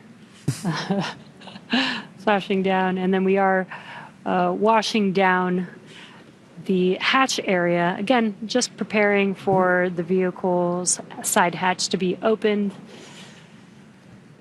Getting some of that salt water off, maybe some of that plasma from reentry off. Right. Right, all nominal processes to ensure that that crew can safely egress the vehicle, but also that ground personnel are safely protected while handling the spacecraft and crew as well. So at this point, we can see SpaceX personnel positioning themselves to support in this, as well as the spacecraft making final approaches to that upper landing pad for crew to egress the vehicle.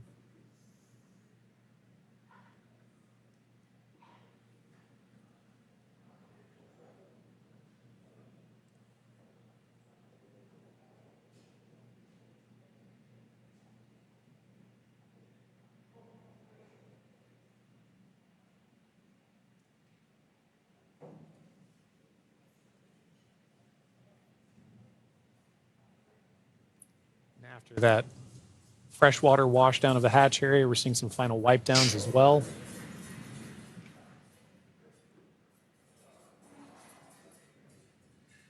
For those with a keen eye as well, you can see on the side of Grace, as it was making its approach towards the upper landing, the Axiom logo proudly displayed on the spacecraft. We had some great shots during the docking footage of SpaceX, Axiom, making a beautiful image of the vehicle docked to the International Space Station. It's a little worn. A little but toasty. A little toasty. A little toasty. All part of nominal ops, though.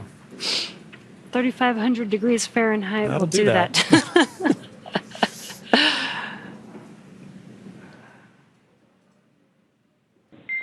Dragon, SpaceX, standby for side hatch opening and egress of some smiling faces. Here we go. All right, we're looking forward to it.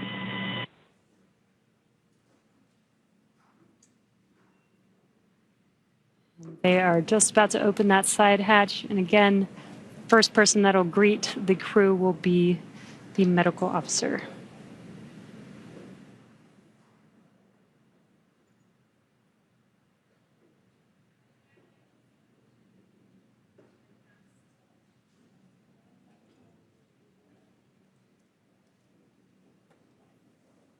The hatch is open, and ground crews are making first contact with the Axiom 4 crew.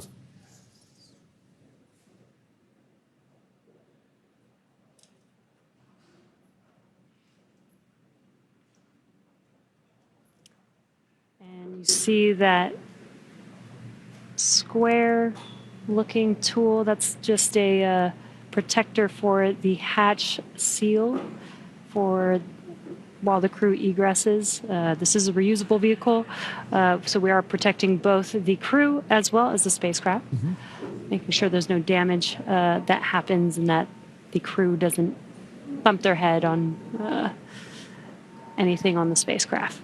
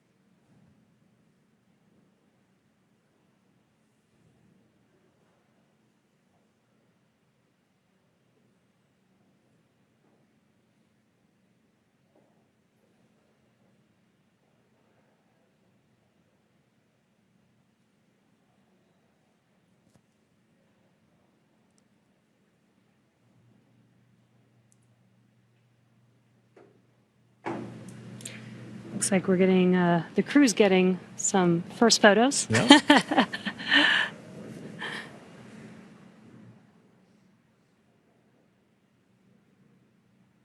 a good sign that they had good initial comms with medical personnel. So this time we are now just, if you're just joining us, we're waiting for the AX4 crew to egress or exit the Dragon spacecraft, also known as Grace, as part of the conclusion of their more than 20-day mission to the International Space Station.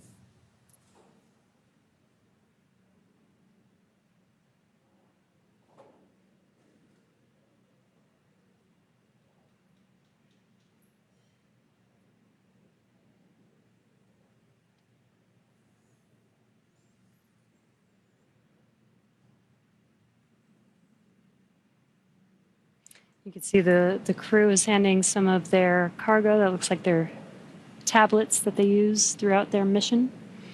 Making it a little easier for crew to make their way out of the spacecraft as well.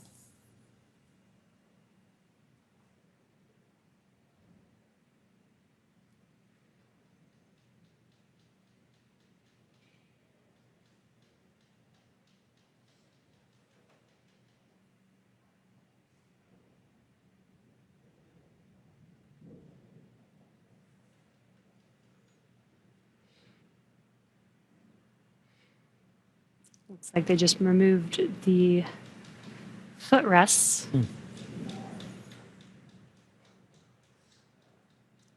Gives the crew some space to get out of their seats while they are exiting the vehicle. Now getting some great internal views of the AX4 crew in their Yes. spacecraft. I already saw some big smiles, Yep. as people we've all been saying.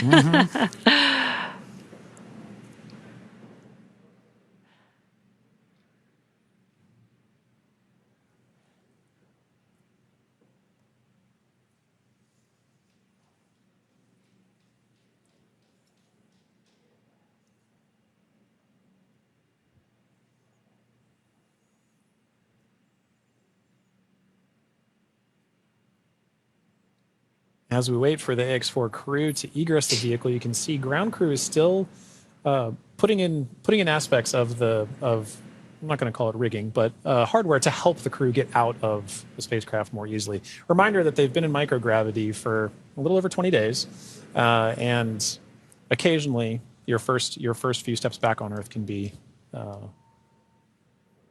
slightly challenging. It's a little different in microgravity Yeah. than Yeah. dealing with the gravity here on Earth.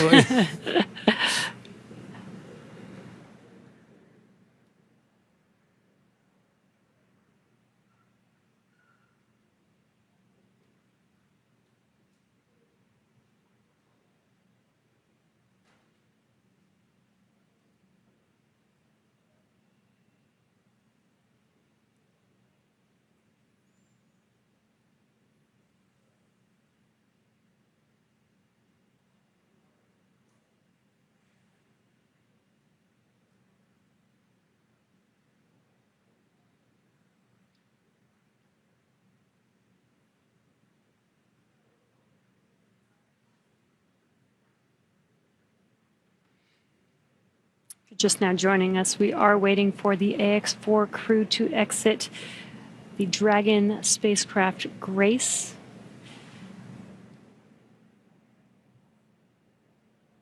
Peggy, Shooks, Suave, and Tibor are at the end of their Axiom Mission 4.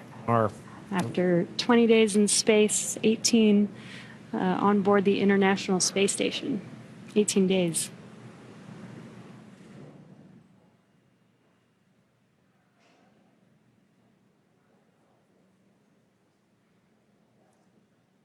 And now this wraps up a very significant portion of the mission, but it's not entirely over. We still have a few medical checks to go, and then in addition to that, the AX4, all the research done on the AX4 mission is all going to be in a world of post-processing, analysis, assessment, and that's all part of it, as well as crew debriefs. So, following after crew egresses the spacecraft and gets good medical checks, at that point we'll be getting the crew back home, and then continuing the final, we'll call it terrestrial-based operations of the That's AX4 right. mission. I guess it's more of the end of the space-facing portion of the mission. Operational phases. Right.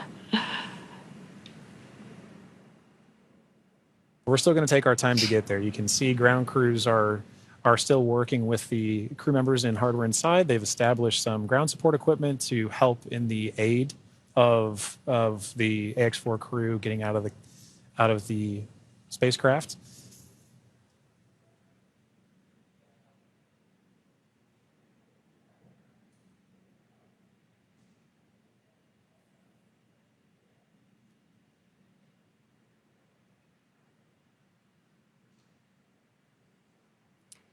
And some of their aids are not too complex. That white platform that you see there is essentially a slide. Yeah. But an important one. A very important slide. But in addition to that slide, we do have, there's a complex tool that you mentioned earlier, Jesse, about protecting the seals. We can see now crew looking to make, the first crew members looking to make their egress from the spacecraft along that slide. Sliding out.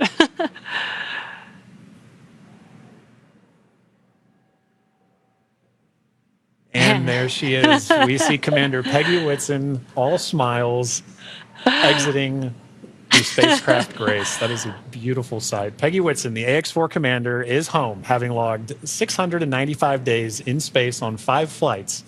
She is the 7th on the all-time list for most days in space by a human. It's an incredible feat. Legendary.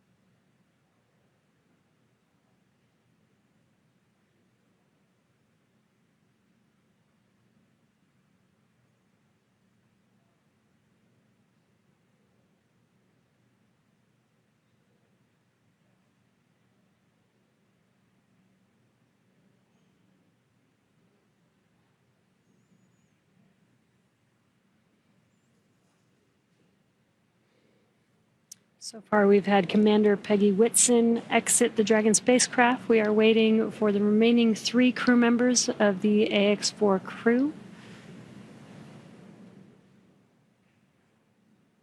There's no real order to the egress. It's really up to the crew. So we're patiently waiting to see who's up next. Right.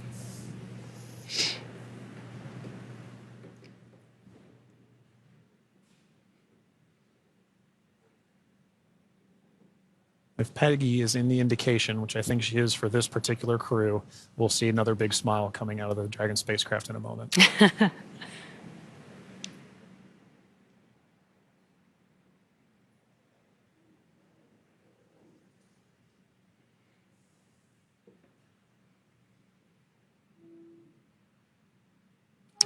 And we've got our pilot, Shubhanshu Shukla, as our second crew member exiting the spacecraft. And some big smiles, as you said. India reached a major milestone for the nation's space exploration goals. AX4 pilot Shubhanshu Shukla became the first astronaut to fly from the country's newly established astronaut corps. His participation marks a vital step forward for ISRO's Gaganyaan program, which aims to send Indian astronauts into space aboard domestically developed spacecraft. Shukla's flight demonstrates India's readiness to execute international missions and reflects the country's broader ambitions to become a key player in the global space community. As India continues to expand its capabilities in crewed spaceflight, this mission serves as both a proving ground and a symbol of its commitment to innovation, collaboration, and leadership in space exploration.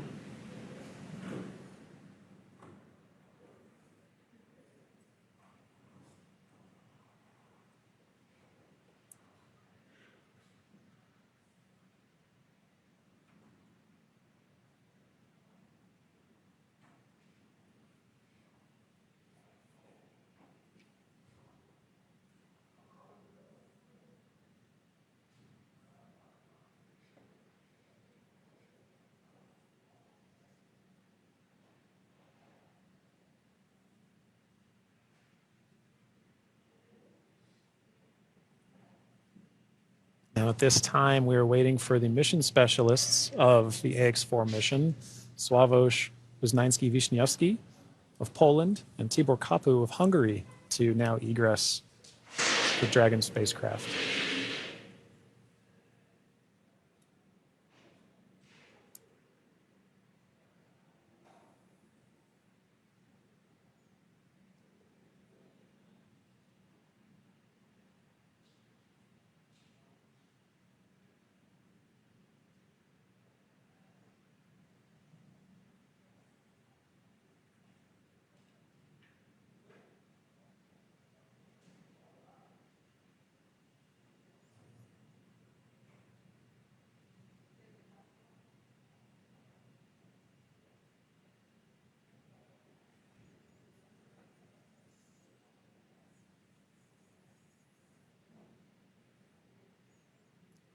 We have our third crew member now egressing the vehicle. And there is Sławomir Wisniewski of Poland. Sław is all smiles for this, which I love to see. Now, Poland's participation in the AX-4 mission through the Ignis program marked a pivotal step in the country's growing role in space exploration. Astronaut Sławomir Wisniewski, flying in partnership with the European Space Agency, led a research agenda focused on some of the most pressing challenges in human spaceflight: mental health, artificial intelligence, and radiation monitoring. These areas are critical not only for ensuring astronaut well-being on long-duration missions, but also for enabling safe and sustainable exploration beyond low Earth orbit. The Ignis mission reflects Poland's strategic investment in cutting-edge science and its ambition to contribute meaningfully to the future of deep space travel. It also signals a broader shift in Europe's space landscape, where emerging space nations are taking on increasingly vital roles in shaping the next era of exploration.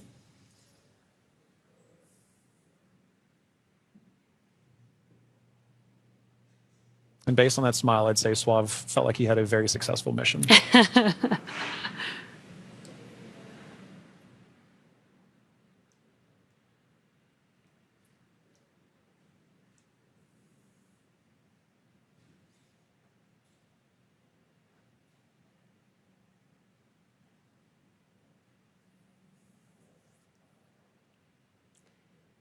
3 or 4 crew members have exited the Dragon spacecraft. We're now just waiting for the final crew member, Tibor, to exit the spacecraft here.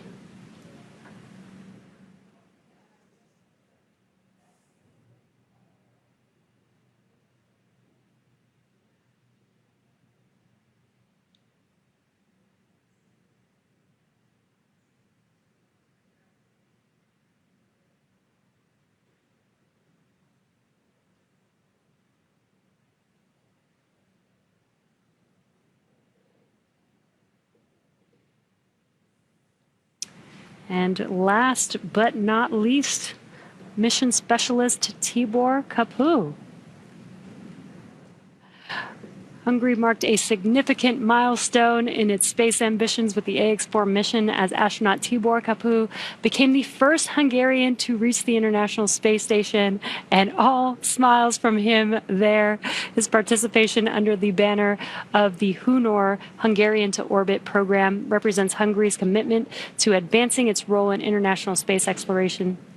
This mission signifies the country's return to human spaceflight after decades and highlights its strategic investment in science, technology, and innovation.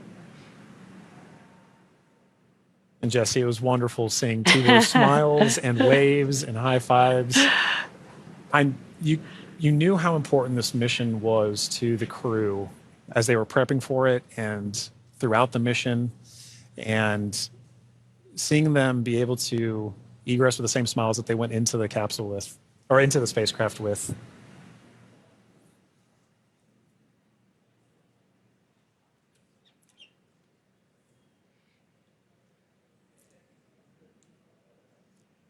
Well, at this point, the crew is now safely back home on Earth. Yeah. Now that our crew are safely back home on Earth and getting the first checks by SpaceX and Axiom space medical teams, we're going to wrap up our live coverage of their historic return. AX-4 AX-4 lifted off from Launch Complex from Launch Pad 39A at 2:31 a.m. Eastern Time on Wednesday, June 25th, and arrived at station on Thursday, June 26th.